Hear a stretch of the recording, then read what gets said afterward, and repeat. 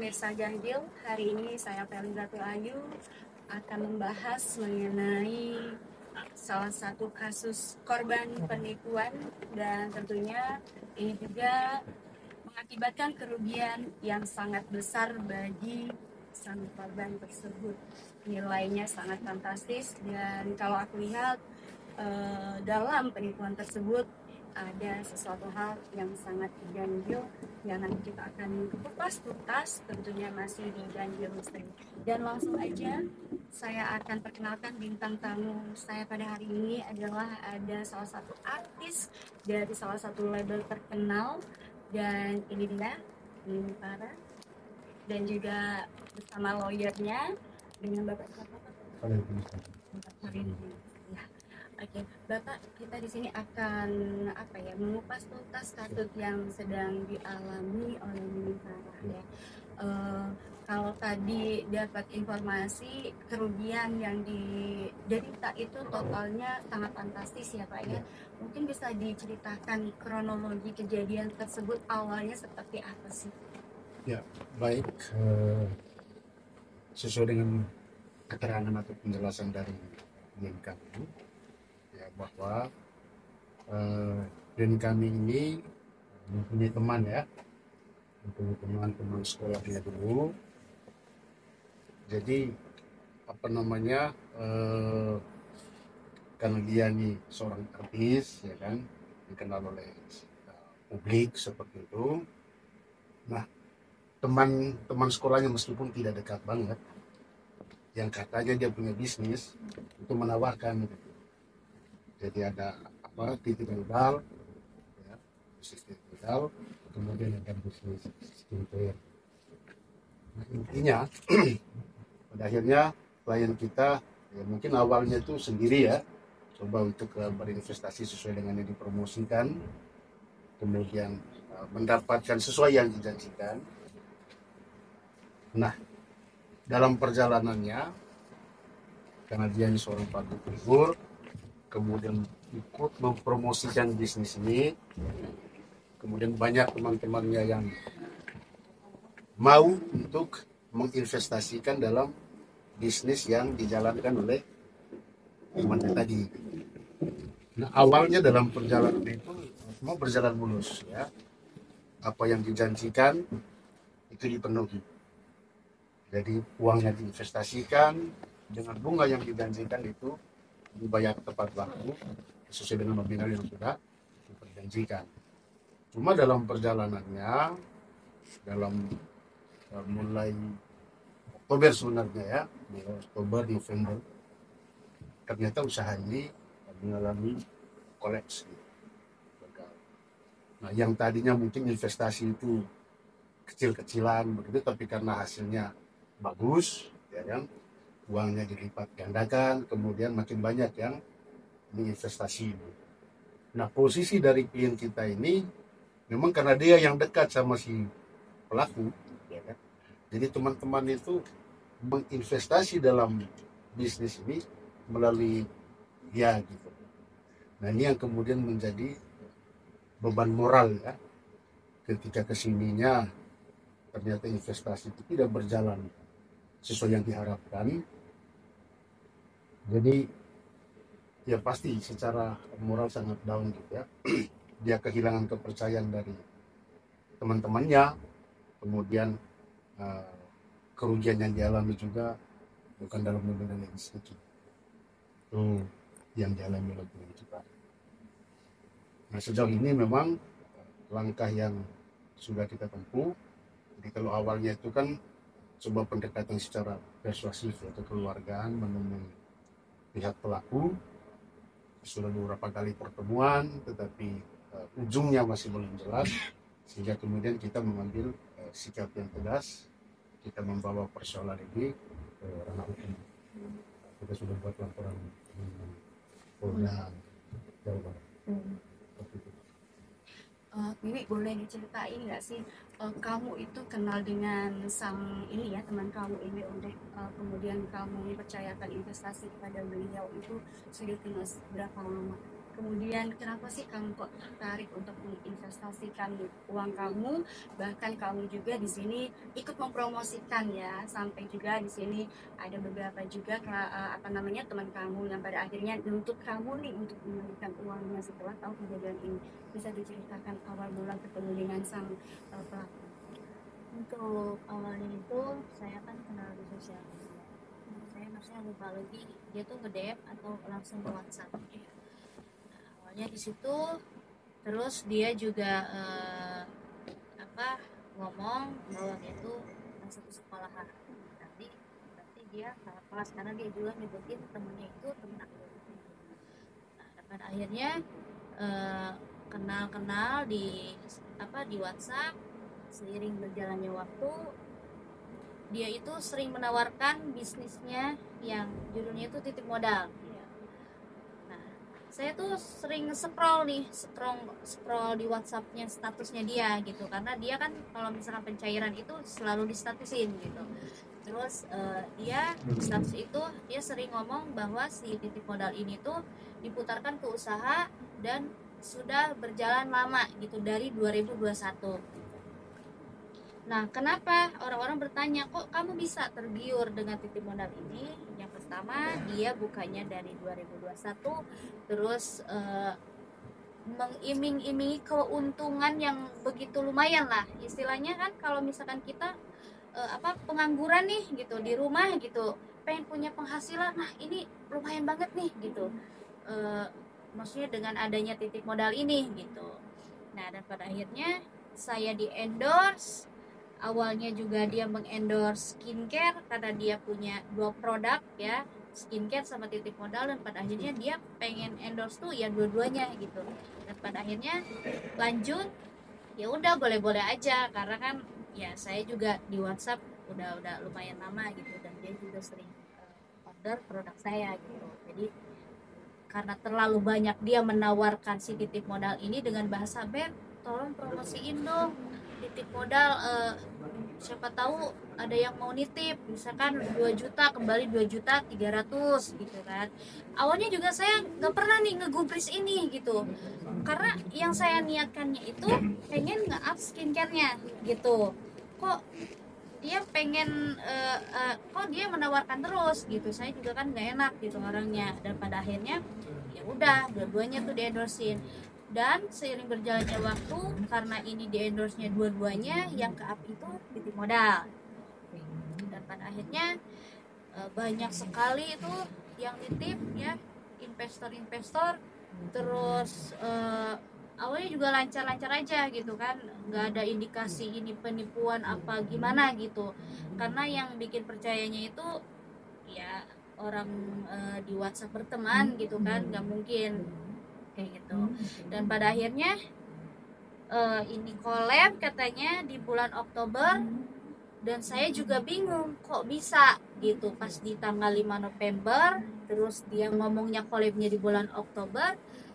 Itu membuat saya jadi kaget gitu, jadi iya shock, nggak nyangka gitu. Kalau misalkan memang ini collab, harusnya dia ngomong dong gitu, ngomong di awal. Dan kita lihat pun iya, kita lihat pun kan di sini kerugian Oktober sama November gitu. Dan dia pun mengaku bahwa collabnya itu di bulan Oktober itu kepada suami saya dan kuasa hukum saya gitu. Pas saya nggak ada nih, pas saya nggak ada nyamperin ke rumahnya gitu.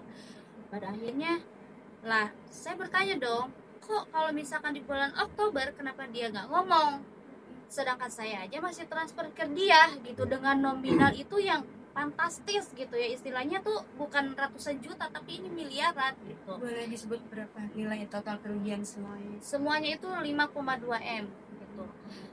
Itu saya bener-bener membuat saya tuh kayak maksudnya nggak nyangka gitu ya kan, saya kena musibah seperti ini gitu, sampai fisik saya, mental saya, finansial saya pun terganggu semuanya gitu kan. Sampai saya harus ngorbanin suami saya, keluarga saya, anak saya. Apalagi saya ngelihat anak itu sampai sakit ikut-ikut kesini gitu kan, saya juga kasihan gitu. Dan pada akhirnya Saya kan pertama nih ngelapor dulu ke Polda, terus si Astri ini bicara bahwa mau ada itikat baik ya, bertanggung jawab. Saya juga ini taunya dari grup gitu ya, wah bener nih, berarti ini orang bener gitu, mau ada tanggung jawabnya.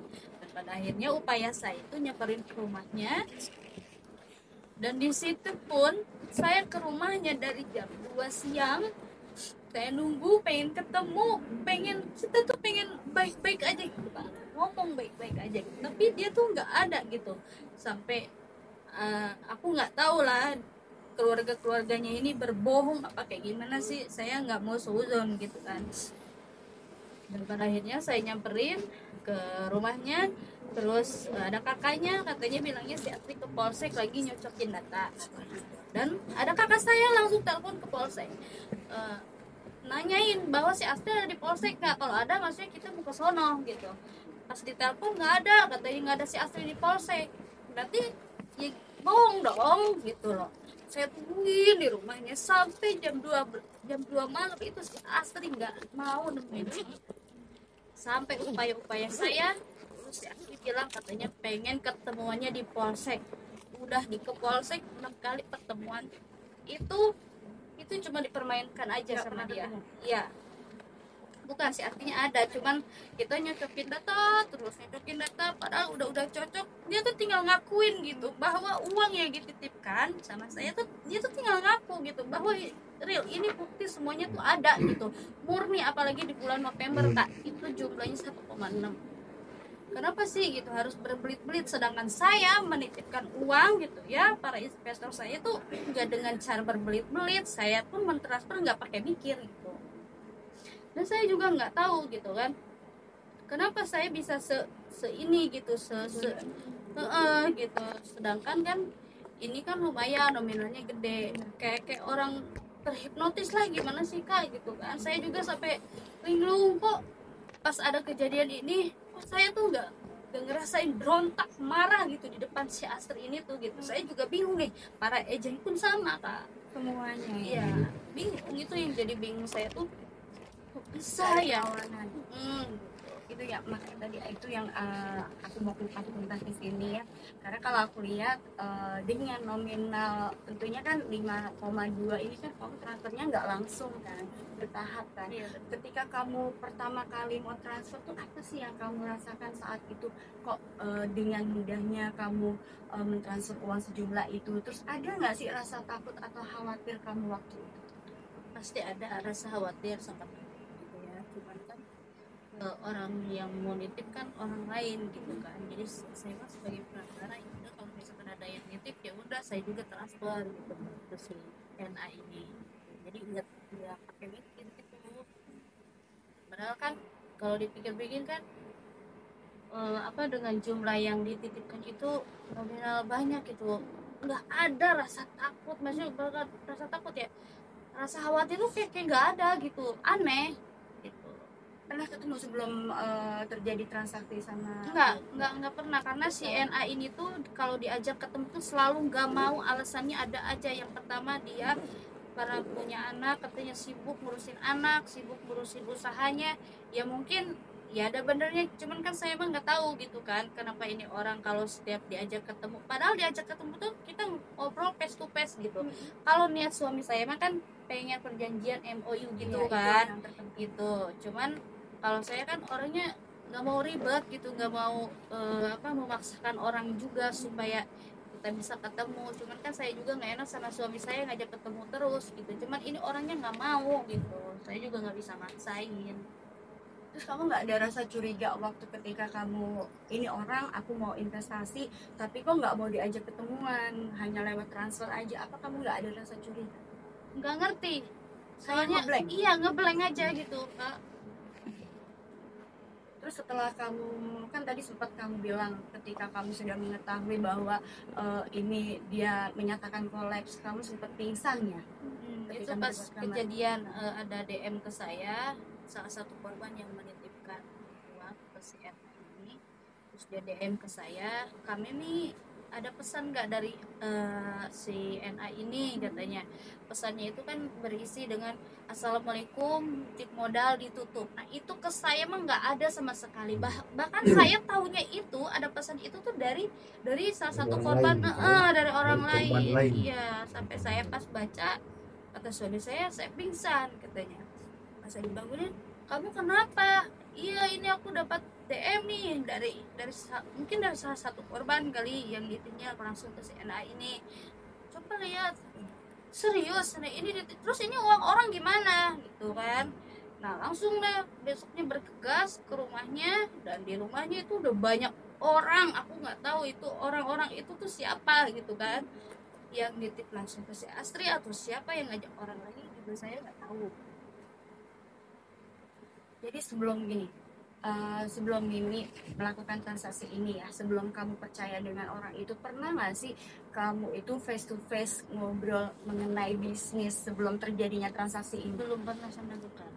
Jadi kamu berdasarkan rasa percaya aja, Iya, nggak iya. pernah bertatap muka, tapi Ya, lewat itu telepon. terakhir itu ya di sekolah gitu, di sekolah tahun berapa. Itu sudah lupa-lupa ingat juga kan? Iya, itu dia. Ini adalah suatu keganjalan tersendiri ya pemirsa, dimana biasanya kalau kita orang secara sadar ya kita mau melakukan transaksi bisnis kan pastinya kita akan melakukan face to face. Kemudian habis itu dengan jumlah nominal yang fantastis, tentunya harusnya ada MOU. Tapi ini Mimi melakukan transaksi tanpa bertatap muka, tanpa adanya MOU, dan langsung transfer ya. Dan gini, oke, ini sangat menarik ya nih. Aku mau tahu lagi, ketika kamu sebelum transfer tentunya kan ada telepon ya sama dia. Waktu dia telepon kamu tuh, ketika setiap kali kamu ditelepon sama si pelaku, apa sih yang kamu rasakan? Ada perasaan deg-degan atau badan panas dingin atau pusing atau bagaimana? Atau kamu langsung ketika dia bicara langsung kamu diem terus iya gitu atau gimana? Jadi kalau untuk telepon dia nggak pernah telepon, bahkan saya telepon pun nggak pernah ngangkat, cuma di WhatsApp sama voice.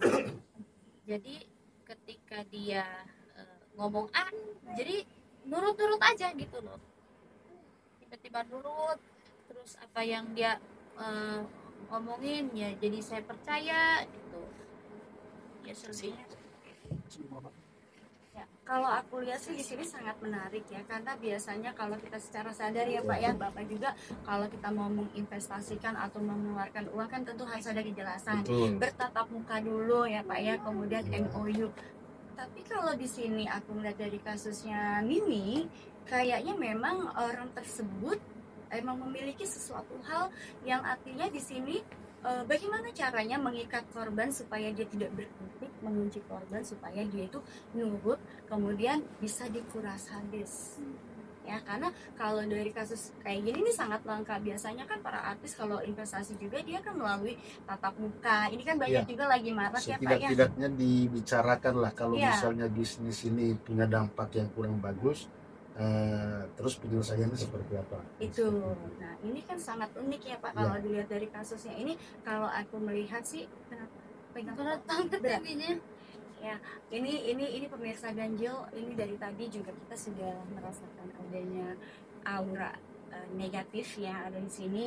Sejak tadi kita adakan wawancara dengan Mimi, dan sejak tadi Mimi menceritakan sesuatu, dan juga sekarang merasa kepalanya berat. Aku akan mengidentifikasi apa sih sebenarnya yang membuat dia dulu tanpa harus bertatap muka, tanpa harus adanya MOU, menyerahkan uang senilai 5,2 M.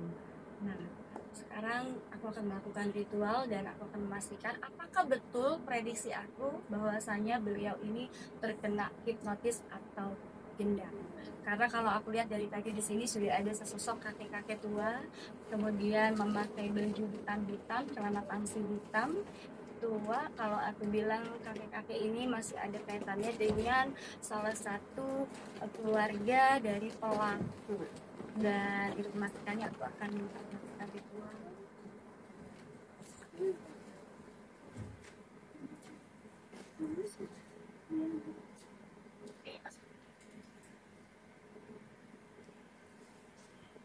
Ini nggak masalah ya, aku mau coba mengembalikan kesadaran kamu, karena kalau aku lihat tadi dari beberapa pertanyaan yang aku lontarkan kayak ada tekanan, kayak semacam kamu juga sekarang ngeblank, bahkan tadi menuju jalan sini kamu sempat kehilangan handphone ya, dan itu juga dilakukan tanpa sadar. Dan kalau aku lihat di sini banyak juga keganjilan lain yang memang dialami Mimi. Pada akhirnya dia juga harus kehilangan uang yang diinvestasikan dari orang lain senilai 5,2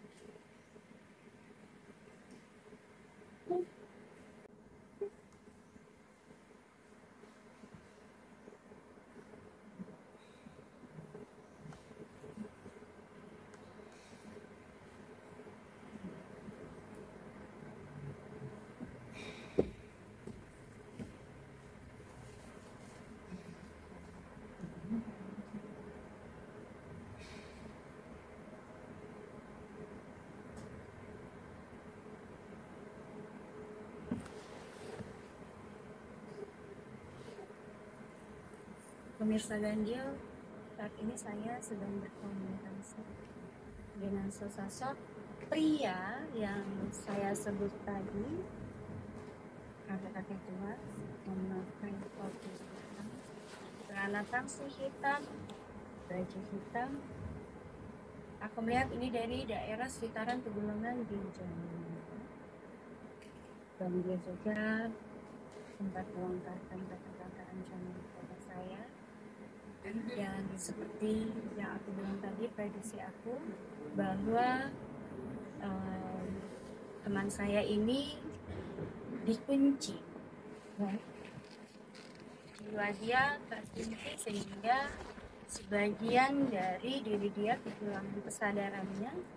Oleh sebab itu ilmu gendang atau hipnotis tersebut bisa masuk ya ke dalam tubuh teman saya, dan ini melalui voice note yang memang sudah aku lihat di sini. Orang itu memberikan mantra kepada kata-kata yang dilontarkan melalui handphone, dan ini juga di dalam diri wanita tersebut, sang pelaku ini juga bukan kosong ya, dia juga memiliki suatu isian. Maka siapapun yang mendengarkan sabda atau ucapannya, maka dia akan tunduk ya. Itu kenapa pelaku juga tidak pernah menemui korbannya, tapi hanya melalui voice. Dan aku akan mencoba untuk menyadarkan kesadaran dari teman saya ini. Bismillah.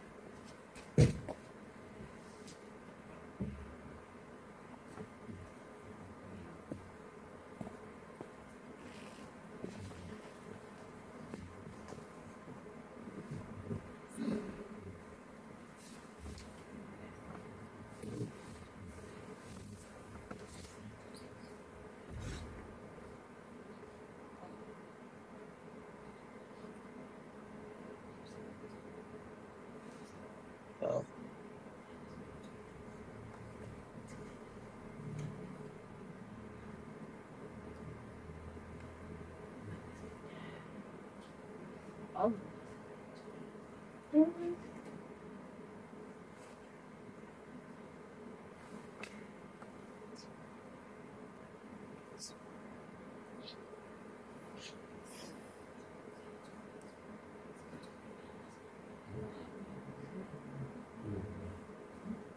Right.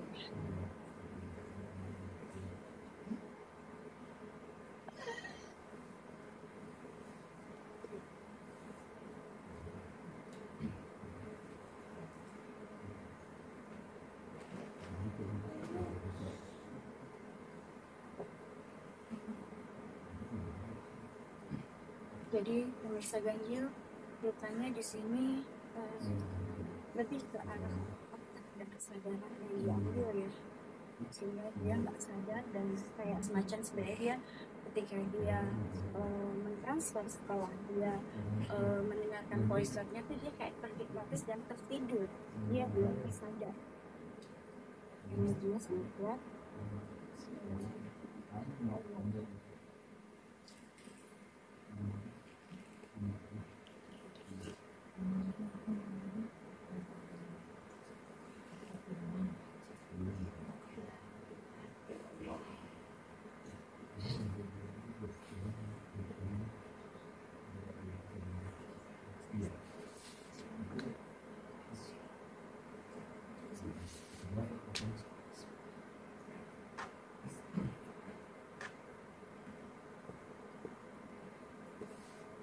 Terus aku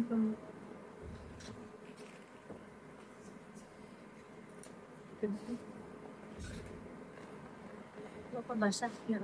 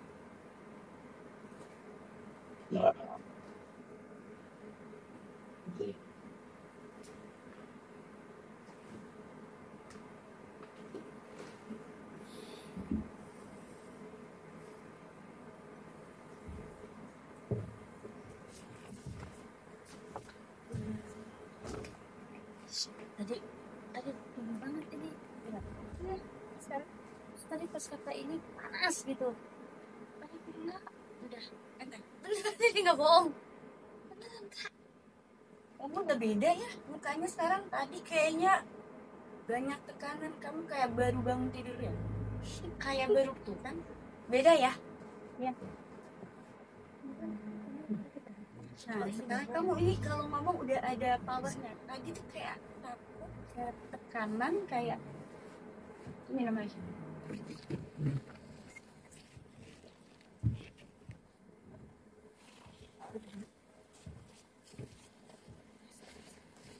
itu udah beneran loh, ini nggak bohong. Tadi berat banget tuh, malah tadi pengen muntah, pengen ke sono. Apa yang dirasain sekarang? Lega. Karena agak sempurna ya. Ini harapannya. Nah, sekarang harapannya ini apa? Ke depannya mengenai kasus ini. Ya, harapannya tolonglah untuk si pelaku ini, tolong secepatnya disadarkan, sin disolehkan kalau bahasa Sunda mah gitu ya, supaya maksudnya tuh dia tuh sadar bahwa uang yang dititipkan itu tuh murni ke dia semua dan dia tuh mengakui, karena ini kan menyangkut banyak orang gitu. Kasian, harus sadar gitu kan, jangan sampai ini didiemin akhirnya jadi panjang. Dan pokoknya jangan nyesel. Dan mungkin bukan hanya kamu ya korbannya, banyak korban-korban yang lain juga ya, itu untuk antisipasi. Nah untuk para investor juga saya harapin gitu ya, mohon doa dan dukungannya. Apa yang saya upayakan ini buat siapa? Buat kita semua gitu kan. Terus untuk pihak yang berwajib juga secepatnya tanganin kasus ini, karena ini lumayan juga Kak, ini udah hampir 3 bulan gitu, ini 3 bulan ya. Jadi harapannya ya, secepat mungkin masalah ini cepat beres, karena saya juga kan udah capek gitu kan, udah capek apa sih, kayak ngikutin kasus ini tuh kayak alah, saya nggak bisa ngapa-ngapain gitu Kak. nggak bisa ngapa, bahkan suami saya sampai nggak kerja gitu kan. Kayak buntu semua ya. Iya, kasihan gitu anak saya gitu kan. Jadi nggak sana ke sini, ya pokoknya cepat disadarkan aja gitu sih Asa. Pemirsa Ganjil Misteri, itulah tadi, maka belajar dari pengalaman dan juga kisah dari Mimi Farah ini, tentunya kita juga harus lebih hati-hati ke depannya.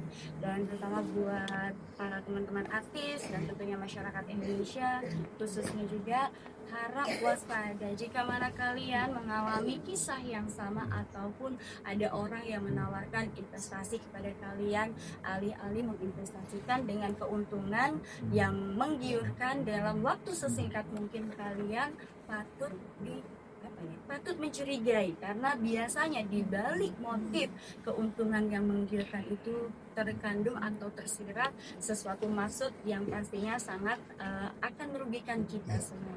Maka kita juga harap hati-hati ya Pak ya ke depannya juga ya. Untuk Bapak silakan kalau ada pesan dari Kalau dari pihak kita yang sudah dipercayakan oleh Afni ini dulu, mengulang kembali harapan beliau tadi bahwa pertama itu dengan langkah hukum yang sudah kita ambil, kita sudah melapor ke Polda, kita berharap bahwa pihak kepolisian kemudian bisa membuat persoalan ini menjadi terang benderang.